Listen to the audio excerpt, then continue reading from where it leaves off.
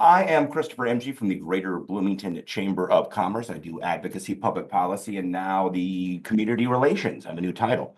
I want to thank the sponsors for sort of making this all happen. That's the League of Women Voters, Bloomington, Monroe County, the League of Women Voters, Brown County, the League of Women Voters, Johnson County, and me from the Greater Bloomington Chamber of Commerce. So welcome, everybody. I just want to explain a little bit. The legislative representatives are from Brown County, Johnson County, and Monroe County. That includes Senate Districts 32, 36, 37, 40, 41, 44. Representative Districts 46, 47, 57, 58, 60, 61, and 62. We welcome all the legislators who are joining us today. We really appreciate that. We have Representative Matt Pierce from District 61 and Senator Shelley Yoder from District 40. We invited all of the representatives from that area. That included Senators Roderick Bray, Senators Caruso, Freeman, Senator Walker, Cook, Representatives Davis, Green, Haggard, Hall, Heaton, and Mayfield. So let's not waste any more time. I know it's been a whirlwind session. So let's start with Senator Yoder. Do you want to give us some thoughts? A lot of places you can go as far as legislation and executive orders. Well, thank you so much, Christopher, and to the League of Women Voters, the Chamber, of course, for putting this on. It's good to be together. I was very excited logging on, thinking of all moments in time where it's important to feel that you can have an opportunity to be with people and have your questions heard and answered and considered. That would be this time right now. So thank you so much for putting this on every month. I encourage folks to join on, and I also really encourage my colleagues in the Senate to join on. I know that they too would get so much out of this because it is an opportunity to hear from folks in this forum. So thank you for doing it. Thank you for doing it virtually. I know it's not it's not an easy thing to do on a Saturday morning. So thank you. The last 2 weeks, it's hard to believe that it's only been 2 weeks that the General Assembly has been in session. It has been going very quickly and doing, I don't know, some activity that has people very concerned and should be concerned. That in concert with what we're hearing at the federal level has many people very concerned. In the Senate, we have been doing sort of business as usual. I know the House and Representative Pierce will speak to this. He is having a different experience in terms of the number of times that they've been in session. But on the Senate side, we've been in session on Monday, Tuesdays, and Thursday. Wednesday is a committee day. We haven't heard some bills that are priority bills for the majority. One of the most concerning one is the Senate Bill 2, which is going to put a 3-year cap on Medicaid for individuals being able to receive Medicaid. There's going to be more requirements for working and receiving Medicaid. Lots of concern there, and we are keeping an eye on it. Interestingly, that bill is, of course, a priority bill, but it only got a hearing in the appropriations. It didn't start, even though it has to do with Medicaid, it did not start in health. It started in appropriations, and it was just testimony. The chair just wanted to hear the bill, and we have not seen that bill since. My sense is they wanted to get it out there, and they will make a lot of changes before we hear that bill again. And we probably may not hear that bill again until we see, right before the budget. So, or right before the switch over, or maybe we won't hear topics in Senate Bill 2 until the budget. But keep an eye on that bill. It has serious consequences for Indiana on Medicaid spending, reducing it significantly, and people losing their access to health care is a real threat to many in Indiana. In the last 2 weeks, I did have a bill that was heard and passed out of the Senate and is on its way to the House. It was a bill that came about in a conversation I had with one of our nursing long-term care facilities in Bloomington, Brickyard Healthcare. And during that meeting that I had with them in September, the nurse administrator said, if there's anything you can do to help us fix this one thing in Indiana statute, it would really help us get more LPNs quicker into being able to offer healthcare and services to our patients. And we worked on it, and that's the bill that I filed, and it's on its way to the House. It's a bill that it allows high school students who can take classes toward an LPN license before graduating. It allows those credits to count toward their licensure. And so upon graduating from high school, they would only have to finish a capstone and then could receive their associate's degree, enter the workforce, and continue earning, if they so choose, their registered nurse degree, their bachelor's degree, which is such a win-win. And I am excited about the bill. It's a win-win both for our young people wanting to enter the healthcare field, but also our healthcare facilities who are really at a shortage. We're doing some work with childcare this week in health, and I've been working with Senator Charbonneau on those bills. And Senator Charbonneau, I'm now the ranking minority member on health, and I'm grateful for the relationship that I have with Senator Charbonneau, and he and I have been working on a bill that he's going to be hearing that expands access to childcare. So that's going to be this week. We're going to hear that bill in healthcare, and excited to see how that bill is going to make its way through and make it over to the House. So with that, I'll end my remarks. Good to be here, and I'm excited to see and hear what Representative Pierce has to say. Thank you, Senator. Let's move on to the House side with Representative Pierce. Good morning. Good morning. So, Senator Yoder is correct. The House is kind of experimenting. The Speaker has come up with the idea that for the first couple of weeks, when you're considering, first House bills, and then we'll repeat this again, apparently, when we have the first couple of weeks where the House is considering Senate bills, but he decided that the full House should only meet once a week, and then that would theoretically afford more time for committees to meet. And then also, really nothing's been happening on Thursday, so it's pretty much been kind of like a Monday, Tuesday, Wednesday, mostly committee kind of activities. And I think that what he was trying to accomplish, and we'll see if it actually turns out to work, was to one, get bills out of committee a little faster in the beginning, which is usually kind of a slow gear up.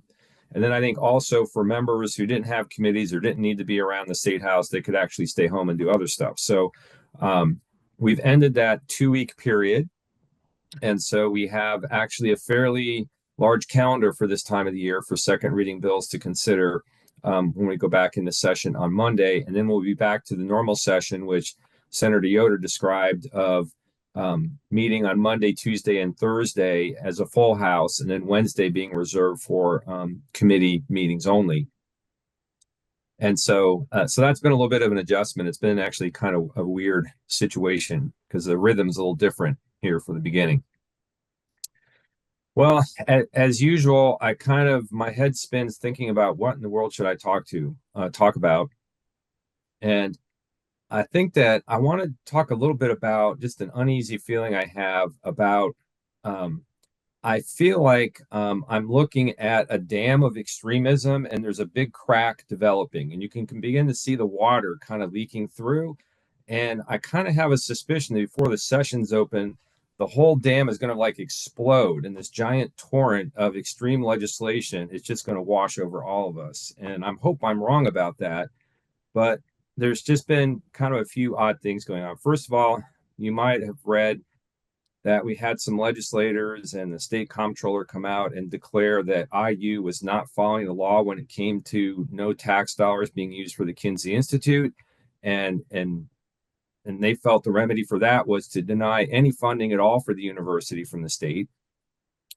Now, luckily, it doesn't look like that got too much of a head of steam. They had a nice rally at a church, and one former legislator, spoke, and she talked about her tour of Kinsey like 15 years ago, which I happened to tag along as a chaperone. And she described the tour as disgusting, which I thought was a little odd because literally we saw nothing but like office walls, and people explain, what they researched or whatever. So that's pretty strange. So I have a suspicion that when we get to second reading amendment in the House on the budget, that we're probably going to see a lot of weird amendments, maybe going after IU and or universities in general. The IU budget presentation by President Whitten was also interesting because the questions after her presentation really weren't about priorities for the university or how we're best educating our students. One member asked whether there was a lavender graduation at the Indianapolis campus only for LGBTQ plus students, and whether this was unfair to other students who might want to have a special graduation. So I had to hear about that. Another member wanted to know what they were doing to keep the Chinese communist students in the informatics program from using all of that education to basically spy on America, which I thought was interesting. More questions about the funding of Kinsey. And so it just kind of gives you an idea of where people's heads are in the majority party on what they're interested in. When you look at another thing that kind of indicates to me it's like getting just weirder by the minute is so the Republican majority in the House, they have this agenda. They put out this priority agenda, and they basically say the first 10 bills introduced, that's 1001, which is the budget, through 1010, are official priority bills of the caucus. And so these are bills that are very likely to pass the House and probably become law. And one of these bills, House Bill 1008, creates this Illinois-Indiana Boundary Commission, because apparently the leadership of the House is serious that they will get the Illinois legislature to vote to allow counties, Republican counties from downstate, to secede and join Indiana, and then Congress will vote to ratify this redrawing of the boundaries of Illinois and Indiana. Now, this is the most absurd thing I've heard. As a matter of fact, when I heard one of the people in leadership talking about it, I thought he was making a joke at first. And then when I saw it was actually a bill, it's like, what is going on here? I mean, this shows you a couple things. One, how the legislature is just drifting into this, excuse me, is drifting into this kind of strange wonderland. I don't even know how to describe it. And, now it's even getting into the leadership's head. So, let's just see what else develops. I mean, it's early in the process. Now, on a more serious front, it is a budget year. That's the big thing. So the House is beginning to, drill down on that a little bit. It's still going to be a while. We probably won't know the House version of the budget until we get to the end of February. So that's as far as scheduling goes. All the bills will have to be out of the House by the end of February. I could look up the exact date. I forget offhand. And so things will kind of gear up, and that's when the budget will get passed out and sent over to the Senate. And so, my concern is I think it's pretty much a done deal. They're going to finalize universal vouchers for even the wealthiest families in Indiana. That's another 180 million or something, which I think tops off the whole program at close to $1 billion of now tax dollars being diverted away from traditional public schools. The Medicaid, they're going to do everything they can to limit Medicaid. And I think that at the end of the day, that simply means rationing healthcare, limiting healthcare for those people who rely upon Medicaid for their health. And so, I mean, it remains to be seen exactly how harsh it's going to be, but I'm concerned about that. What I've been working on most directly here for the first couple of weeks is another one of these priority bills from the House Republicans is an energy bill, House Bill 1007. And this bill is really bad for ratepayers. It's got 5 major opportunities for rate increases on ratepayers. And it also creates all kinds of new ways to shift the risk of new forms of energy onto the ratepayer instead of the shareholders and the utilities like Duke. So, for example, the bill essentially says that if Duke or another energy company wants to go out and investigate small modular reactors, right? So these are supposedly new reactors that are going to be the end all be all. So they can go out and they can spend millions of dollars doing studies, design work, planning, all kinds of things.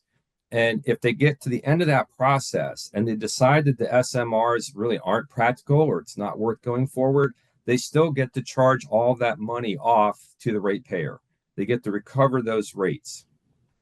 So what's happening is in this area, small modular reactors, which is highly speculative. So the only approved design by the NRC of a small modular reactor was called the NuScale reactor.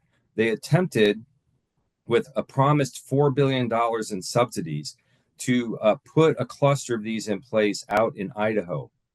And the cost was originally estimated at about $3 billion. By the time they got to the where they pulled the plug on the project, they were up to $9 billion. And the utilities just basically said the electricity out of here is going to be so expensive we can't even justify it. So even with a giant federal subsidy and a lot of special help, because it was kind of like a pilot program, they just pulled the plug on it. So what Indiana is doing is they're doubling down on this very speculative form of energy, and they basically want our ratepayers to pay for all the R&D, take all the risk away from the companies. And oh, by the way, we're going to create a 20% tax credit for the manufacturers of SMRs with hopes that they'll build them here in Indiana. And then our general fund, which is pretty tight right now, will be subsidizing those billions of dollars of manufacturing costs. So that's a bill that I've been fighting. It's also got another provision which make it harder to shut down coal plants. So I have to go through and get all kinds of approvals from the IURC, which is not really good policy in my opinion. And then the last thing I'll say, just to wrap up, because I know I'm droning on here too long, is I plan on Monday to offer an amendment to an elections bill that would establish a nonpartisan redistricting system in Indiana. I think it's not too early to begin raising that issue again, because I guess we're in 5 or 6 years, we'll be back in that cycle of drawing the maps. And so I would create a system where you would have nonpartisan people drawing the maps and not considering any political data, just where people lived. And so we'll see what my colleagues in the majority think about that idea. Well, thank you, Representative Pierce. Audience members, you have questions. We have a question moderator to take those, and then I will call upon you to unmute. I don't see any presently, but get those ready. I have one that I've talked to several local elected officials, as I often do, and what they're concerned about is property tax relief, which is very easy for the state to do, but very hard on local governments. That's your libraries, your schools, county, city, that take that revenue in. What are you feeling on that? Because I know that is one of the governor's priorities, and I know certain Senate bills that come to mind. I don't know if Senator Yoder wants to start on that one.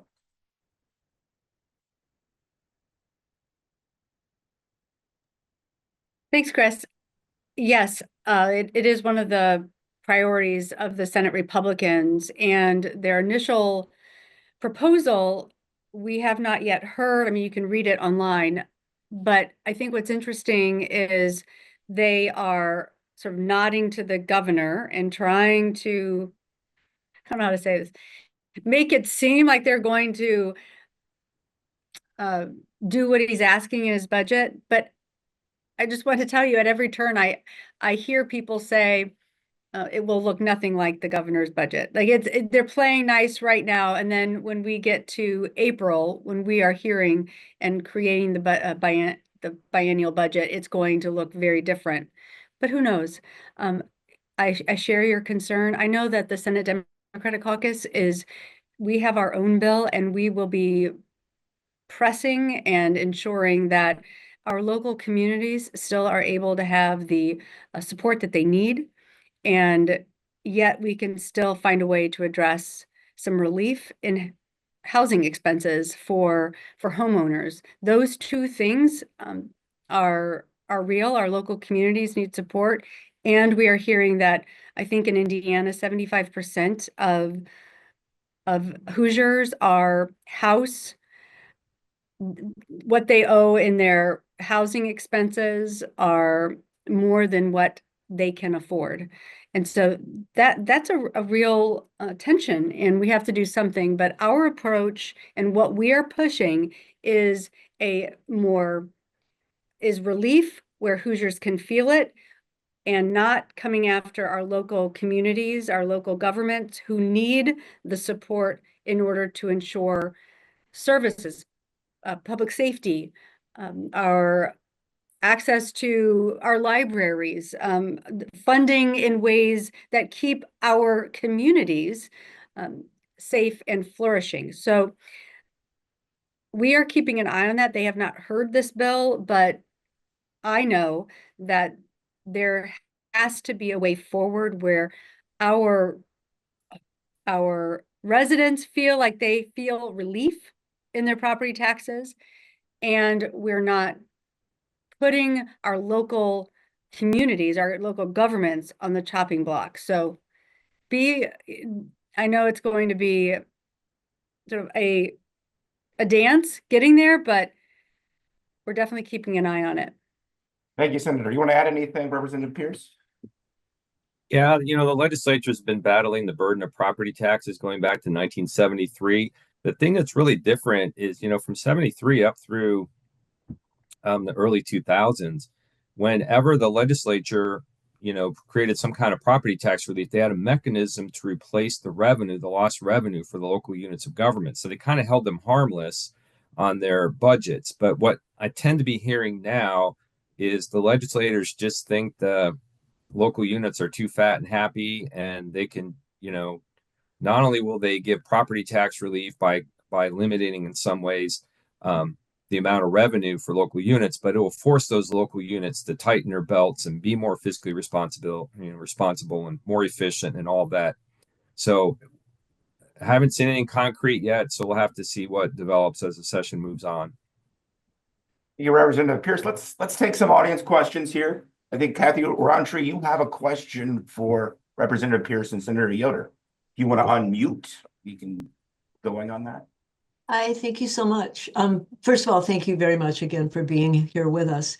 I wonder if you could talk more, both of you, about the prospects for Senate Bill 2. There's so much to be deeply alarmed about in that bill. And Senator Yoder, what you said about the bill now being more or less sequestered, that's very interesting. Do you think that's because there's a lot of opposition to that bill, and the effort is just to keep it under wraps and then spring it at the last second and try to push it through? I think you're sorry. Oh, is that yeah?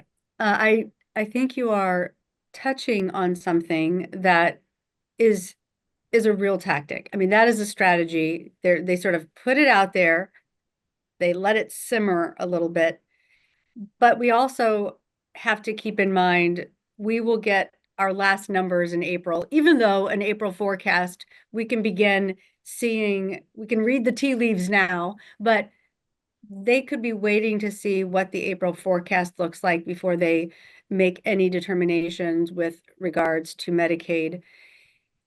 But I think they were waiting. I think they put it out there to get an idea of how Hoosiers would react. And so around Senate Bill 2, I think legislators reach out to them, let them know, email, calling. These forms of communication actually do matter. And what's great, I know that we have legislators that don't join this call, but they do take your calls. They read your emails, even if you feel like they don't. Their staff, they read them. Their interns are reading them. They're taking their calls, and they do pay attention. So the beauty of this group is we do touch on so many different legislators on the other side of the aisle. And we have to make sure that we're doing all that we can to lift up what we say is a value in this state, and that is being able to access affordable health care, and taking away Medicaid access to Hoosiers is going to only drive up healthcare costs in the end. So it's definitely a cutting your nose off despite your face kind of measure, because it's only going to drive more people to receive their primary care in the emergency room, which we know we've been there, and that just drove up costs even more. So my hope is that we'll continue to see a bipartisan effort to fix Senate Bill 2, and what we end up seeing in Medicaid spending will be nowhere close to the severe cuts that Senate Bill 2 is proposing. But I do suspect we'll see some. We just have to be very loud about how we make those cuts and what that looks like. So that's what I would say to that, even though right now we can't get a sense for what the Republicans are thinking when it comes to what they'll do with Senate Bill 2.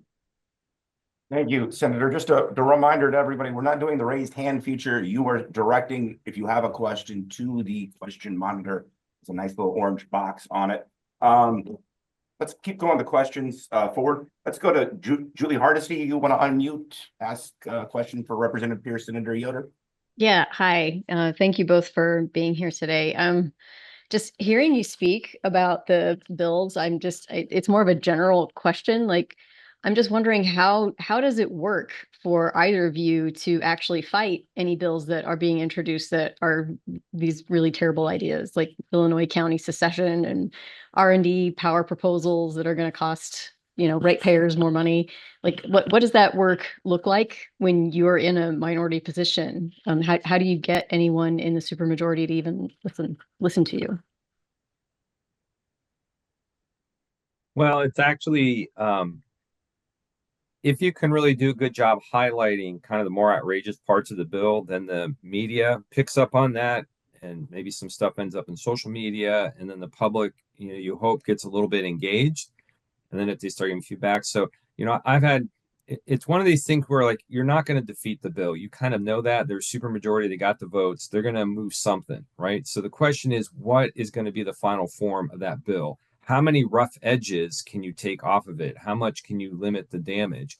And so I've found that if you keep in there and you just keep plugging away and pointing out very specifically, negative parts of the bills or potential impacts on, people have to pay their energy bills, that sometimes the media will help the public get focused on that. They'll then start getting some negative feedback, and then they'll begin to say, oh, maybe that's just a bridge too far. We should kind of take that out just to kind of take the heat off. And so you can improve the situation. I wish we had, enough votes to be able to defeat some of the stuff, which is why I'm offering my redistricting proposal again, because if we had fairly drawn maps, there'd be much closer division between the two parties, and you'd have a greater opportunity to find, a few people on the other side of the aisle who agreed with you to be able to shut stuff down. But there's, when you have a caucus with 70 votes, the other thing they kind of do is they trade off. So someone might say, like, oh, I'm in a kind of a tight, tough district here, and which are a few of those, but not many. But they might say, I don't want to really face the wrath on this, so give me a pass so I can vote no. And they'll say, okay, yeah, we can do that like 15 times with people. And so they kind of, within their caucus, decide who gets a pass on bills that, become particularly unpopular. Thank you, Representative Pierce. Let's go to Amy. Are we on Amy? Do you have a question? Yeah, hi. Yeah, thanks so much. Thank you so much, Senator Yoder and Representative Pierce, for being here. I really appreciate it. I was wondering about the status of House Bill 1136, the one that will close schools corporations if 50% of the students living in the district have used school choice to go to a private or non-district school. Did that actually get a hearing? Do you know, Representative Pierce? Yeah, that I don't believe that it's moved yet, and I'm pretty clear that what's going on there is I think that bill was introduced as leverage. So the charter school people want a piece of the property tax now. So it's a really interesting process that's happened over the years. So we started out with charter schools. They said, oh, we'll actually save money because charter schools are so great compared to public schools. They can do everything cheaper. And so we're going to allot them less money per student than we would for regular schools. And it'll be a win-win for everyone. And then, of course, over time, they just leveled them up, and they keep trying to get more and more of the public money into those charter schools. And so I think that what's happened here is that it's mainly with the Indianapolis public schools. They're kind of saying to them with that bill kind of just hanging out there, it's like, hey, you know, you can either play nice with us as we strip some more of your money away to these charter schools, or if you really kick up a fuss, we'll just dissolve you. And I think that's what that bill's about. So I think that's being held in reserve as kind of like a hammer to hang over their head. Okay, Representative Pierce, Senator. thank you. What I have heard, because we have my colleague Senator Hunley has been working and following this very closely, because one of the districts most affected by this will be Indianapolis public school system, and she keeps hearing from Speaker Houston that it is just what Representative Pierce is saying. They're using it kind of as a little bit of a scare tactic, and it definitely works because the bill it should sober us all up. But I'm reluctant to say that it's not going to actually go very far. I think what it should tell us is we're going to see the bill again and again and again until, you know, we saw this with becoming a universal voucher state. You know, what we were told initially was it was to help low-income students be able to change schools and access, you know, another school more affordably. That's what we were told. And here we are at universal vouchers. I think what we're seeing in 1136 is a hint at the direction they're going to take now. Once they have universal vouchers, it's what's next. And I think this is something we should all be very concerned about. But we may not hear it. It may not happen this session, but it gives us a peek into where they're headed. Thank you, Senator. Next up, Maria Douglas. You have a question you want to unmute? Oh man, I Go have a lot of shout. questions. But anyway, thank you so much, Senator Yoder How and do I get the Representative Pierce for sound? always. Is everybody muted? For always showing up. So real quick, I have actually 2 out of the 4 that I want to really ask. So SB 10 is going to be heard on Monday, and people from Hoosier Asian American Power and the Indiana Alignment Table are prepared to go there to testify. So that's the one about updating or registering to vote at the BMV, and also not being able to use your student ID as ID when you go to vote. We know you can't use it when you register, but when you go to vote. So I was curious about what your thoughts were about kind of what Senator or Representative Pierce said about what are some of the points that can be, the edges smoothed and things like that. We have some ideas, but I'd love to hear from you. And then, of course, we're very worried about SB 235, the whole DEI situation for this world. Okay, no, just Indiana. I'll go first because it's Senate Bill 10. Hi, Maria. Thank you for that question. I would encourage everyone. I wish that I know that Senator Greg Walker was invited to this and obviously couldn't make it, but he tends to be a friendly in terms of standing up for voting access, voting rights. And so if anybody on here, if he is your senator, reach out to him. And if he's not, see if he'd meet with you. See if he can help you pull together a coalition of Republicans to help defeat that bill. That bill is not a good bill. I hope that every person on this call can begin making calls to members of the Election Committee on Senate Bill 10 and try to give some attention to it, just as Representative Pierce said, in the media. So constituent connection and communication and media attention are things that I know that senators do not like. I mean, we like it, but we don't want to be on the wrong side of it. So stay connected to them. Let them know where you are. And I think that is the best way at this point, is just to, if you can get down to the State House and testify against the bill, flood the committee. Let's see if we can stop it before it even gets out of committee. But there are some heavy hitters, on that bill. I was noticing, it has 3 authors, and yet I think there's a path to defeat the bill. So Senator Walker might be able to be a linchpin there in finding those individuals. Yeah, so let me just say in general because I know I sense the frustration of like, how do we even influence what happens up there, put a dent in, what people are trying to do.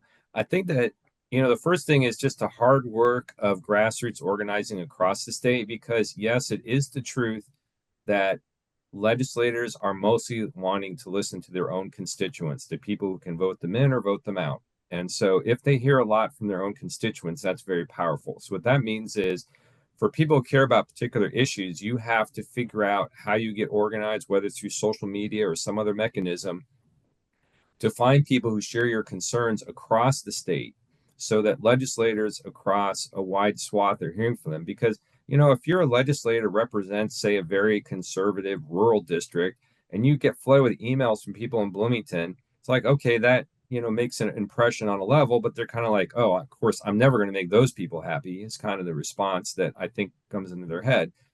And so hearing from their own constituents is very powerful. Now, when it comes to committee chairs and people who can really make decisions about, how the bill is going to get shaped, they are used to meeting with people who are organized, particularly people who are organized with lobbyists. So, for example, if you're a leader of a statewide group that's established, you can likely get a meeting with a committee chair about a bill or raise an issue, because you can say, I'm not here just for me and the district I live in, but I'm here representing people from all over the state. And so, whether it's a state teachers union, whether it's the Committee for Public Education, I mean, they've gotten organized, and they've been fighting the battle, and they even managed to raise some resources among themselves to have to have a lobbyist to help them with that stuff. But that's where you begin to be able to kind of get more into the process. There are these organized groups that have members throughout the state and all kinds of different people's districts, and have developed some credibility, as far as speaking for a particular set of people in the state. Thank you, Representative Pierce. Next up, we have Mary Cooey. Is that how I'm pronouncing that? I apologize if I'm butchering names, but you can. Yes, you pronounced it correctly. Thank you. And Senator Yoder already answered my question about Senate Bill 10. Thank you. You're welcome. Thank you, Mary. I want to do a couple, since we're doing healthcare, we've got a couple of questions in the chat. Someone represented the Indiana Business Journal piece regarding the shortfall of Medicaid, which is one reason why these cuts are happening. But they noted there were some insurance companies' false claims, and is the legislator investigating this? Or if any of you want to tackle or heard anything about that? Well, I think that, yeah, there was some reporting that there was some fraud going on, and that the previous administration now just kind of looked the other way or let it happen or something. And I know that the members of the House Democratic Caucus that are on those key committees, I think they've been raising that issue. Part of the problem is that the only way we heard anything about it is some court depositions or filings were released as part of this litigation, and that's when people kind of figured out something was up. And so I haven't heard that as being like a big game changer kind of thing, but I think you can count on some Democrats raising that issue along the way when there's this big discussion about, what actually happened to cause that shortfall. And the other question, and if you can chime in on this, Senator, or another one, is regarding the healthcare monopolies and the provider shortages. We've seen a lot of legislation, I think, on transparency, but I don't know what that does on the bottom line. Have we done anything with the monopolies and provider shortages here? Any word or legislation that kind of addresses those things? Each year, I feel I think we start the session off, we're really going to tackle healthcare expenses, and this is the plan. And then it just fizzles out, and we pass legislation that ends up having zero impact on it because the lobbying groups are pretty powerful. And I mean, the bottom line is, we've created this culture in Indiana that healthcare providers really don't want to practice in Indiana. I mean, I don't know how we fix that piece of it. When it is frustrating coming from hearing, the party that really promotes the free enterprise and let the market work it out. I mean, they are big government when it comes to micromanaging the profession of, the medical profession. I mean, even Senate bill, the anti-DEI training that now medical schools can, that's going to be prohibited, that medical schools cannot promote DEI training. I mean, it's ludicrous. It's ludicrous to listen to the testimony this week in judiciary and actually hear that training on diversity, equity, and inclusion is pointless in medical school and in continuing education for healthcare providers. That's actually what the bill is trying to say and what the author of the bill is saying. We know time and time again that healthcare outcomes are different depending on, for the Black community, for Black women, maternal health outcomes significantly less, are much worse for those individuals. For the Latina community, maternal health outcomes are worse. So what's happening here? And we're not even going to let our med schools have programs and departments and training to address it. Ludicrous. So I don't know how we bring down healthcare costs. We sure talk a big game and then really don't do much at the end, but we're talking a big game even this session. And we heard that the priority is going to be about bringing down healthcare costs. And yet we are micromanaging the space of providers being able to provide that healthcare. Prior authorization did get out of health this week, and we'll see where that goes. But last year it got out of the Senate and then it disappeared. It does have a big price tag, but it is going to get a hearing in appropriations. So maybe prior authorization is going to be a win for consumers, but the big frightening thing is the price tag associated with it. We'll have to wait and see.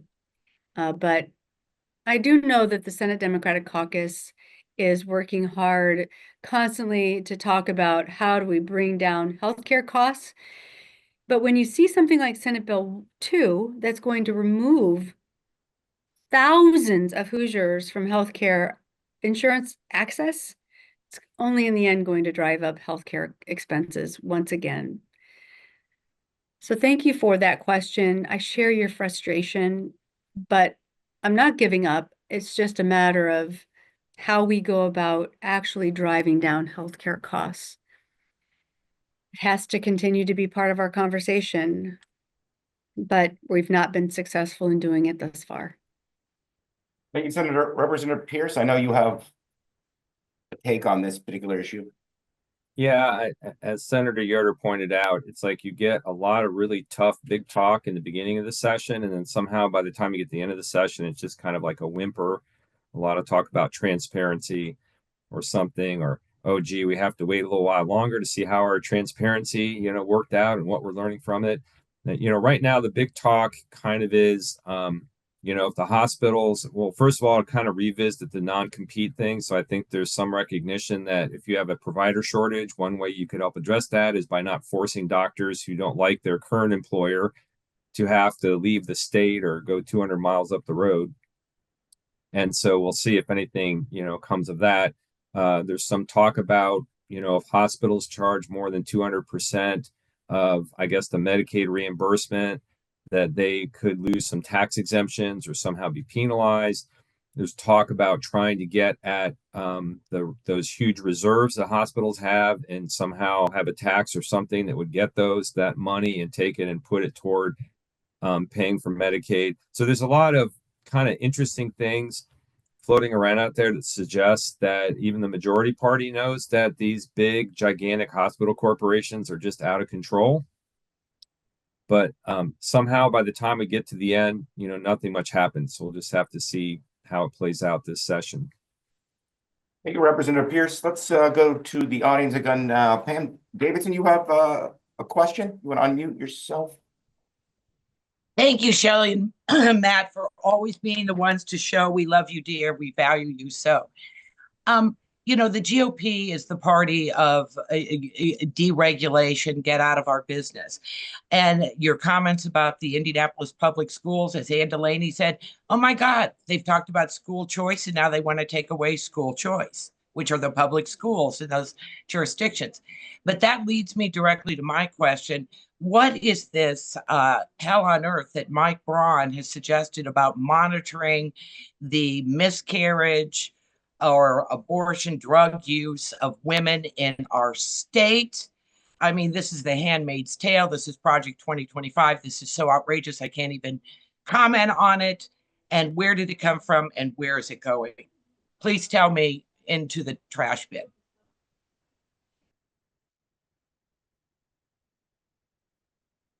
Thank you, Pam.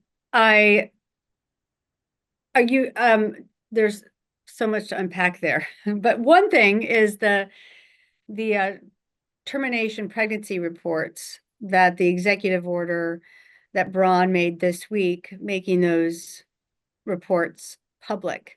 And what the Indiana Health Department determined was because of the near total ban on abortion care, these termination reports, there are so few abortions happening in Indiana, and the required information in these reports, it would be very easy for people to figure out who these individuals are, and that was an issue of privacy. And so the health department said, we're not going to release these reports. Now that we've got a near total ban on abortion care, we are not releasing these. And then the governor's executive order this week said, no, you will make these TPR reports public. And 75% of Hoosiers, it was 73% of Hoosiers say that these reports should remain private. And yet here we have an executive order putting private healthcare information, but also in the case of Indiana's abortion ban, you have to be sexually assaulted. You have to be a victim of a crime, number one, to access abortion care. You have to have your life threatened, your health threatened to be able to access abortion care. And now you're going to be re-traumatized by having your report public. They will redact your name, but in some of our communities, it's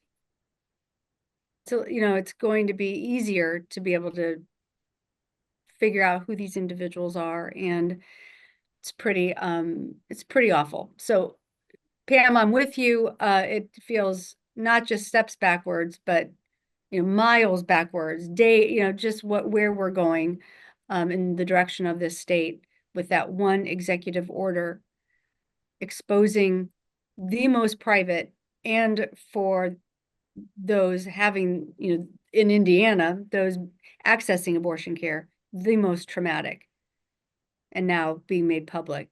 It's outrageous. It was like to score political points, to expose people's privacy. Very sad, very infuriating. The thing that I found so outrageous about it is the governor has a press conference about this, I guess, and he was asked, well, do you have concerns about the privacy of the women who are in those reports? And he said he didn't have an opinion because he didn't know about that. Now, that's either the most moronic response or lack of due diligence, whatever. It's like, why are you signing a thing if you don't know? So that was just, to me, it's just kind of like the U.S. senators when they get asked about these crazy nominees to run or cabinet positions out there, they all kind of run away or say, I don't know yet, or I haven't heard about that, or whatever. So I thought that was kind of weak.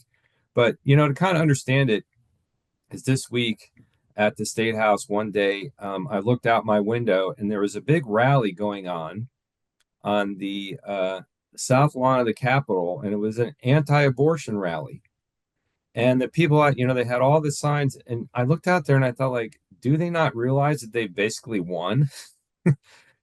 And so the thing that it told me is, even though we have a near total abortion ban in Indiana, it's still not enough for them, right? Still not enough.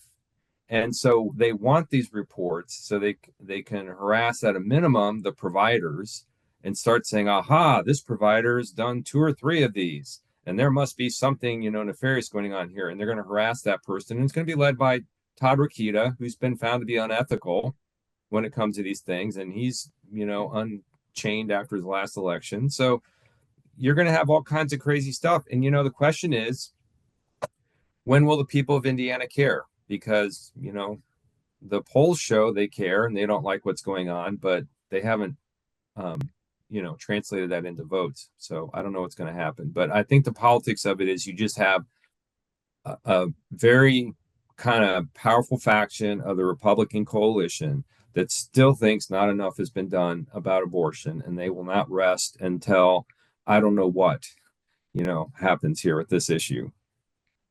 Thank you, Representative Pierce. Just a reminder to the audience, we have about 30 minutes left. If you do have a question, just make note to the moderator in the chat that you have a question. We're going to go to Dave Burnward with a question. Unmute yourself, Dave, and good morning. Good morning, folks. I'm executive director of the Monroe-Owen County Medical Society, and I would like the panel's opinion on Senate Bill 145 and Senate Bill 383. These have to do with, one, the pharmacist expanding their scope of practice, and then the other one is addressing the ability of advanced practice RNs, otherwise known as nurse practitioners, to not require a sponsoring physician. Well, I'll take the first one. Thank you, Dave. The bill that Dave is referencing, 145, I believe that's the one. I'm trying to look at the numbers. Yeah, that's 145. I was approached, how I found out about that this bill was going to be filed. The Pharmacy Association actually didn't talk to me about it. Pharmacists from our smaller pharmacies have not talked to me about this bill. Who came to tell me about this bill and asking me to support it was Walmart. And I said, okay, well, this bill would allow for pharmacists to be able to test and then treat. And it wouldn't be not testing everything, but things like RSV and COVID and influenza, strep. I'm trying to think the list here. And there are a couple other, some skin disorders. And the concern that I have is right now, our pharmacists and pharmacy technicians are feeling so stressed. If you look at their their surveys of their workplace happiness, the amount of stress that they feel and the amount of work and workload and not not enough workforce to support them. At the same time, we also have a bill that was filed because of a dad in Southern Indiana whose daughter had a heart attack, a pharmacy technician in a CVS, uh, because of the stress she was feeling. And so it's some protections for pharmacy technicians. But the fact that the big box store came and said, we want to be able to test and treat, I'm hesitant. I just think, my goodness, you already have so much on your plate, and now the benefit of Walmart and I'm trying to think of others, Target, those that have pharmacies in their stores to be able to test and treat. How would you know? You wouldn't be able to have access to uh, the full medical file, nor would the pharmacist have the training to be able to see the bigger picture.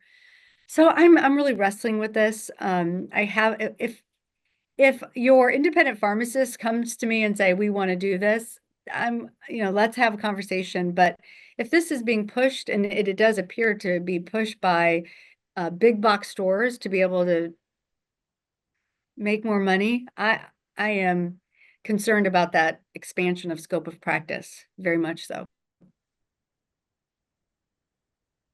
So I haven't read any of those bills, so I don't really have a firm opinion on them. But I can tell you that with the healthcare shortage we have and people waiting months and months and months to get in to see somebody to look at their condition, I think you're going to see more and more discussion about, what can you do to get people in to see someone.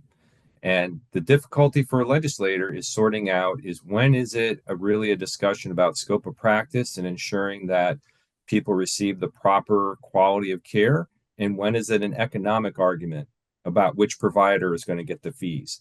And so that's what has to be sorted out by the legislature. Thank you, Representative Pierce. Can I ask a question? Can I add one? Sure, Senator. I'd like to know where everyone on this call, well, Dave, you asked the question. So is that permitted? Can we, I didn't. I'm saying it's permitted, Senator, Okay. so. I'm kind of curious because this one is a tough one. What Representative Pierce said and hearing some of the obstacles that we have in the state of Indiana. What's the sacrifice of care and cost and low, lack of providers in Indiana?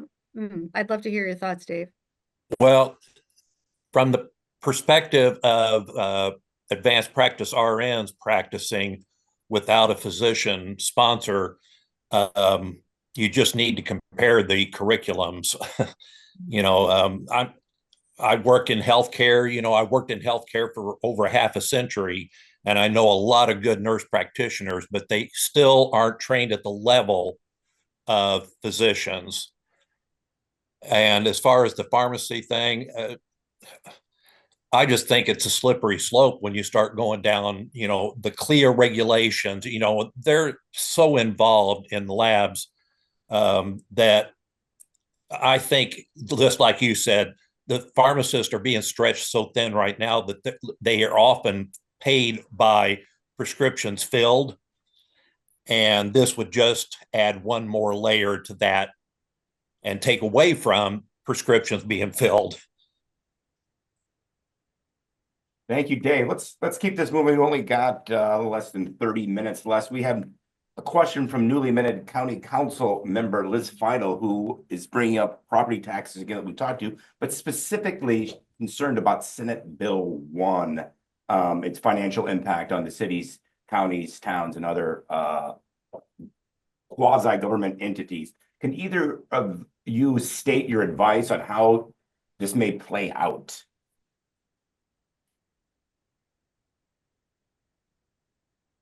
I guess Senator. Yes, I can start. I feel like I mentioned this before. It's not too early to be noisy about it. We need to be clear, educate. I need to hear from our county council members. Congratulations, Councilor Feidel. I want to hear from our commissioners. I want to hear from our city of Bloomington. It is not too early. What do you want to see? Folks on this call, what would you like to see? I know our caucus is very concerned about this. Our caucus wants to ensure that we bring some relief to in the space of housing, and property tax seems to be the one that has the property taxes have gone up significantly over the last, I mean, consistently, but significantly over the last 5 years. And it's been very difficult for Hoosiers. So not to just turn a blind eye to that, but say, what is happening? Is there, but what I'm seeing, and especially in that bill, it is just moving. It's like a shell game. We're going to give relief here, but then we're going to make these folks over here pay for it. And in the end, what we've read, I think Michael Hicks did a good piece on this. What we really need to be careful is, in the end, the folks that are going to be hurt the most by Senate Bill 1 will be our rural and urban communities. The squeeze will be felt there the most. And I would say those are the communities that already feel the squeeze.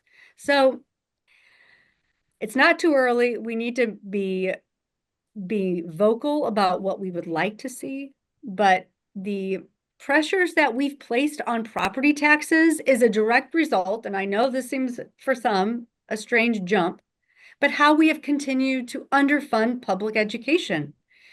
We have to find a way to support our schools some way, and it was in property taxes. And I'm proud that we have, as a community, for MCCSC, said we're going to support our schools. That's the best investment we can make. But we've had to pass, referendum, several. But eventually, too many communities in Indiana are not going to make that, and yet they're still crying out that their property taxes are too high. So how are we going to support our public schools and bring down property taxes and support our local governments and the vital services that they provide? It does become a shell game, and we have to make sure that I need to hear from you on what you would like to see in terms of a priority. Let me know, let me hear from you. And that I value that tremendously. And I want to stay connected and find a way to make your voices heard now to every representative and senator who could be on this call. Thank you, Senator. And that had to do, the Senate Bill 1 had to do with the homestead deduction, if I'm not mistaken. Nancy Guasami, if I pronounced your name right, you have a question. You can unmute yourself. Good morning. Oh, hey there. Good morning, everyone. I've been commenting in the chat. I'm not sure if everyone has been looking at that, but I'm a registered nurse. I have not worked in a long time. My husband's a physician, and he worked for a local healthcare monopoly here in Bloomington for many years, tried to renegotiate his contract. He was the only neurohospitalist in the hospital for years, for I don't know, 15 years, 13 years. And he was doing the job of two people and begging for help, and they wouldn't hire another person.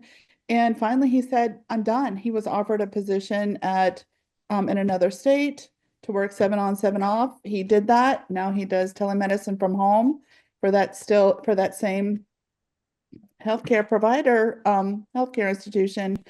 The problem is they don't want to pay the practitioners. There are certain specialties that are money makers, and there are certain specialties that are not money makers. And those ones that are not money makers are the ones that are pushed aside. Now, after he left, our local monopolized healthcare system is not a stroke certified hospital. And it's the I mean, that's pretty scary. You know, we have toyed with leaving the community because of that. It's pretty frightening. And I think all of this needs to come. There have been several newspaper articles, and I think all of this needs to be like constantly talked about. And also too, I'm just wondering if the state is as concerned about the maternal mortality data um, as they are about miscarriages, and is that information going to remain access to the public, publicly accessible? Thank you, Nancy.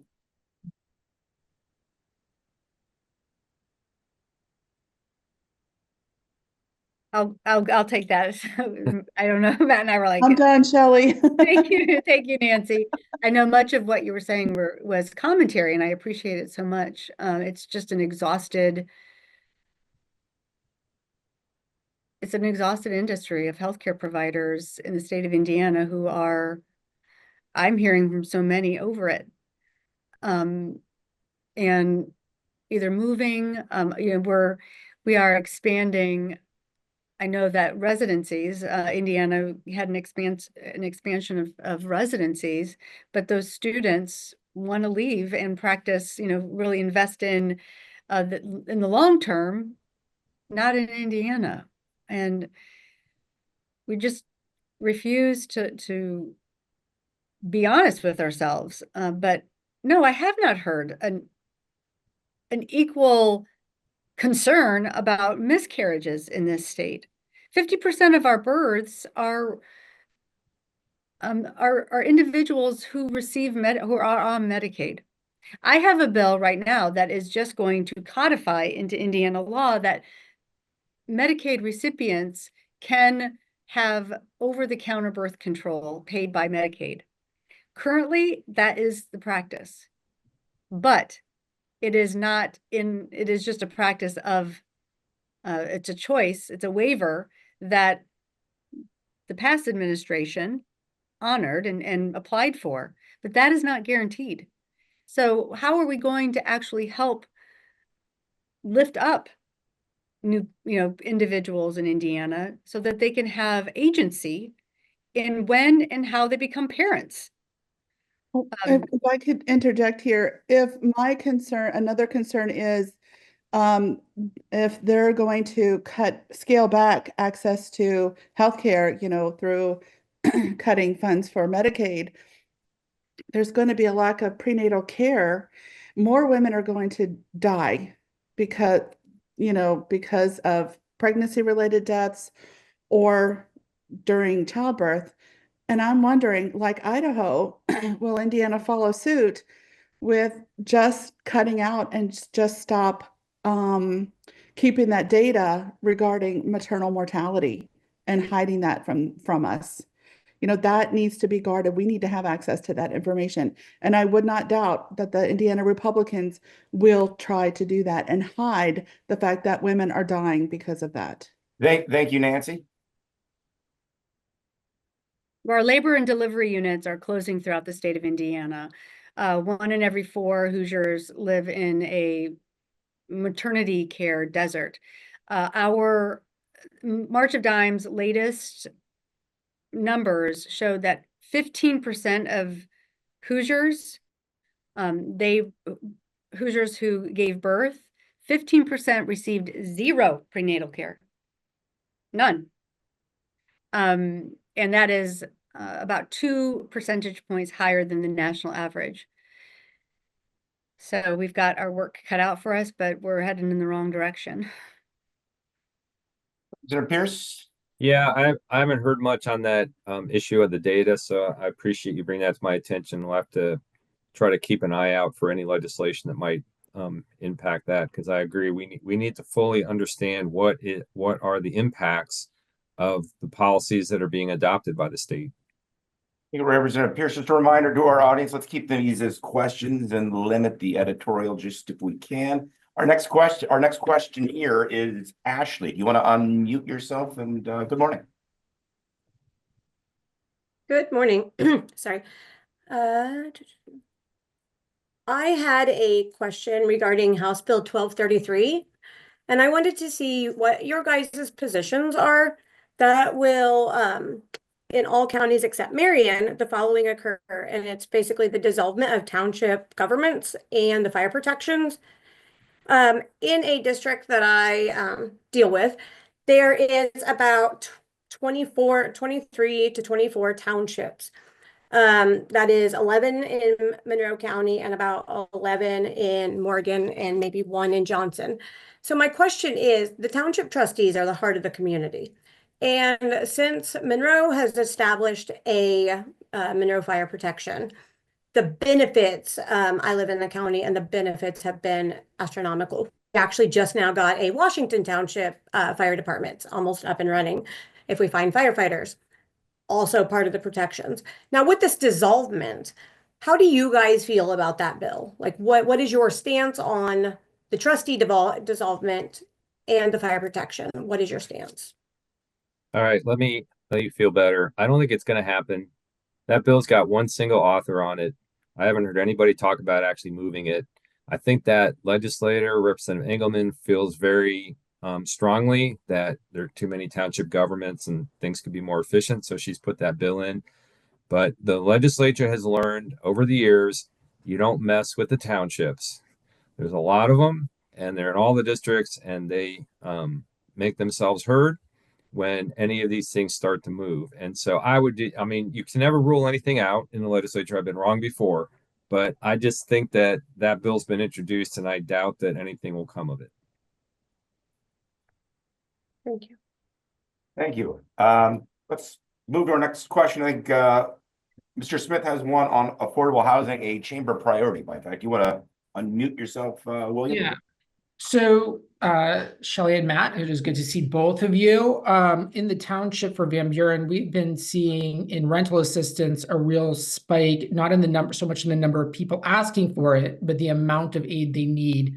And this is due to even some of the historically cheapest apartments rents jumping by hundreds of dollars in very quickly over the last couple of years. We've been talking a lot about property tax relief, which makes sense for property owners, homeowners, for example. So I'm just curious, what is going on at the state level to help in the long term towards greater housing affordability for everybody, including renters? Well, the House Democrats have had a number of proposals that each time we have a property tax relief bill, we try to add to that in increasing the income tax deduction, the renter's deduction, to move that up, because I think you're right. There's not enough of a recognition within the legislature that, you know, all the costs of providing that housing, including property taxes, basically get passed on to the renter. And so, you know, you have to make sure that whatever relief you're giving, you should try to make sure whatever relief you're giving to the rental unit owner, that is actually moving down to the renter as well. And you know, the problem with housing, this issue, is it's very complicated because you got all these different levels involved and all kinds of different economic and weird dynamics going on. So, you know, I think it was the Federal Trade Commission has begun to go after this new software that landlords are using. I don't know if you've heard about this or not, but there's basically a company's developed software where everybody can put in their rental rates and they can figure out how to it kind of allows them to work in to collude to set the rates. Now, if they got in a room and had a meeting and discussed it in person, they would clearly be violating the antitrust laws. But they claim because it's happening through software that it's not being coordinated. And the Biden FTC was beginning to go after them to see if they could stop that practice. Now, who knows what the Trump FTC will be doing on that in the years going forward. But that's one issue. I think this kind of software thing may be cranking it up. And you know, then you just get all these external forces of supply and demand, and you know, local unit government decisions can have impacts on things. And of course, in our own community, what's frustrating is it seems like we see a lot of housing getting built, but it's focused on students who are willing to pay for kind of more luxury accommodations, kind of higher end things. And there's not really been, the housing industry doesn't seem to be very interested in focusing in on building some units and kind of serving, I guess, what it's now being called working class housing or something. So there's just all these moving parts in there. And when you sit back as a legislator and ask, well, what could the state be doing to help this issue? It gets really complicated fast because, how do you impact all these different players in the process, different levels of government, and then all these external economic forces going on? I haven't even mentioned this kind of latest development within the last, I guess, 5 years or so of, hedge funds and the big Wall Street players saying like, hey, there's lots of money to be made in single family rental housing. And so you have a lot of corporations coming in and buying single family homes and making them rental housing, which then makes it harder for, single families trying to get into that first kind of starter home because they're being outbid by some deep pockets from Wall Street. So there's just an awful lot to be unpacked there. Yeah, Representative Pierce, I want to do a follow-up. Was there a bill to limit that corporations, how many single-family homes is, I forgot the bill, but I thought there was something on that. I don't know. I haven't gotten through all the bills, so it's possible it's out there. I don't remember seeing that, but it's possible. Senator Yoder, you have a housing, big thing to unpack as well. No, this has been a continued priority of our caucus, especially in the space of tenants' rights. And what I said at the beginning of our legislative call was 75% of Hoosiers are sort of underwater when it comes to housing expenses, and that probably includes many, many of our renters. We are trying, right now I hate to talk about this in terms of eviction, but there have been some bills that are moving that have, one is really bad. I'm trying to pull up the number, and one is a little bit more tenant friendly. I'll look up those bill numbers and put them in the chat, but no, we're very mindful, Will. You are, I know, I had a good conversation though. I think my colleagues on the other side of the aisle are coming around to this notion that so many of our affordable single family homes are being purchased. And I would like to challenge this because the temptation is to say by foreign entities. Like there is this push, but I'm not so sure. I think it's just a way to say them and not have the honest conversation that the majority of senators own property, are landlords.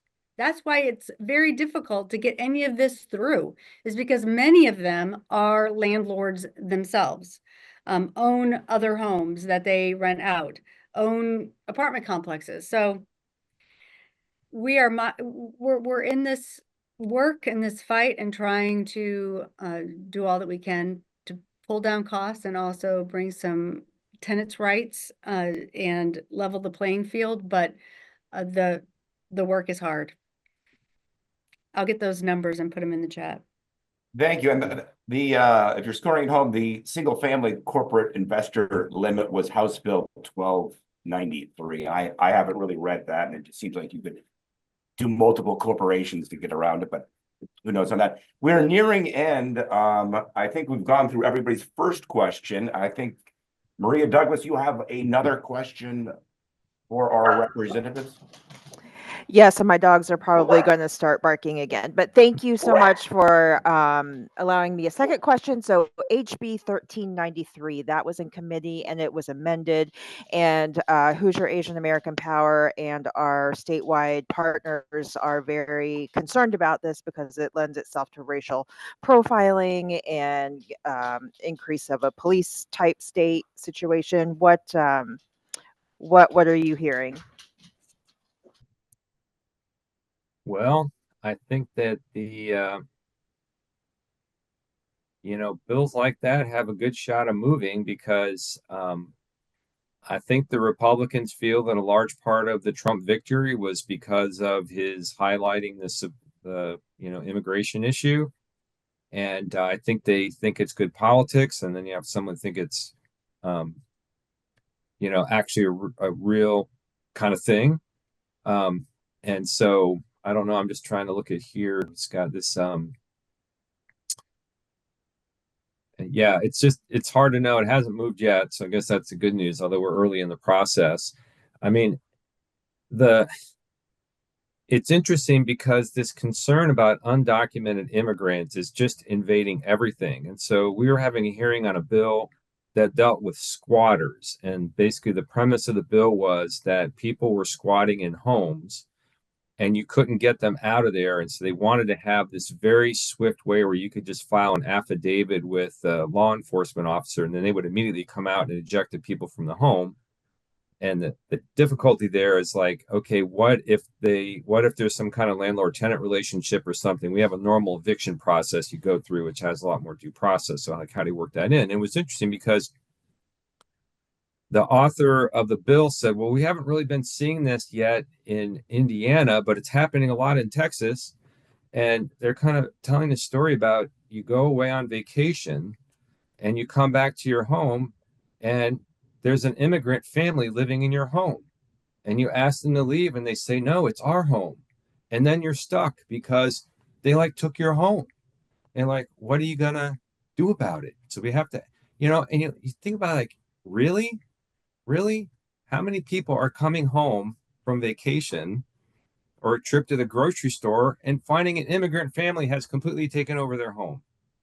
It's crazy. Now, there are situations where you have abandoned homes, particularly in the inner city, kind of rundown homes, and homeless people sometimes move in there and they do squat, and then somebody buys it and they start to fix it up. It's like, hey, I got a guy in here living, that's a real thing that happens. But it was really fascinating to me how the immigration issue is just being basically applied to everything and real or imagined. And so I think that I don't know when the fever will break on that. We'll have to see. Representative Pierce, Senator Yoder, anything? No, I appreciate Representative Pierce's comments and share them. Now we have just a couple minutes. I'm going to sneak one more question in from Kathy quickly. We've got to be done by 11 o'clock or they'll kick us out. Thank you. I just wanted to know if you support, the two of you, the bill that would take away the tax exempt status from hospitals who charge more than 200% of the allowable. I'm struggling with understanding where that's coming from and whether that's a good or a bad move. Well, I'll Yeah, go ahead. first on that. It's interesting. I haven't had one person talk to me about this bill. I'm in health. I spend a lot of time in this space, and I have not heard much about that bill. I don't know. I know I've heard about the hospital fees, but do you know what number that is, Kathy? I'm so sorry that I don't. Well, I'll look into it, but maybe Representative Pierce, maybe it's in the House. Yeah, I think that it's in the House. There's been discussion about that. So the overall issue is this: as you know, for several years, people have been pointing out that these not-for-profit hospitals have been amassing huge reserves, right? And then probably, I don't know how many years it's been now. The legislature kind of came after them. They were going to do a lot of really tough legislation, and then they cut some kind of deal where the hospital said, well, we'll kind of freeze our rates, and over time, maybe in 5 years, our reserves will be down to a more rational thing. It was one point where I think IU Health had more reserves, more billions of dollars in reserves than the state of Indiana. And so they're a monopoly. This is the big problem, right? They're a monopoly and they're a charity, but they're not acting like a charity. And so, quite honestly, I'm kind of inclined to support legislation that essentially says if you're not going to act like a nonprofit, if you're going to act like you're a big corporation trying to maximize your profits and your reserves, if you're not going to fund a certified stroke clinic while you're chasing all the orthopedic money to make the big dough, because that's where the private pay and the money is. If you're going to do that kind of stuff, nonprofit hospitals, then guess what? You'll get to pay taxes just like the for-profit people. And maybe we'll take those taxes and dedicate them to maintaining the rural hospitals, which are really struggling to keep their doors open. And so I'm pretty open to anything that tries to break up these monopolies, tries to get them to act like the charities they're supposed to be, and not have them acting like Fortune 500 companies. And with that, Representative Pierce, Senator Yoder, I want to appreciate your time. I want to thank all of the attendees. We had a great audience, a lot of questions, covered a lot of ground. I think a take home is messages to go start reaching out, whether that's email, phone calls, to your representatives, ones that were here and the ones that were not here. You can find the bills at the Indiana General Assembly website. We went through a lot. I'm sure a lot of people have some things to look up. I want to thank the League of Women Voters for asking me to moderate. I always have a lot of fun doing this. And this is just the one of multiple sessions we'll be sharing these updates with.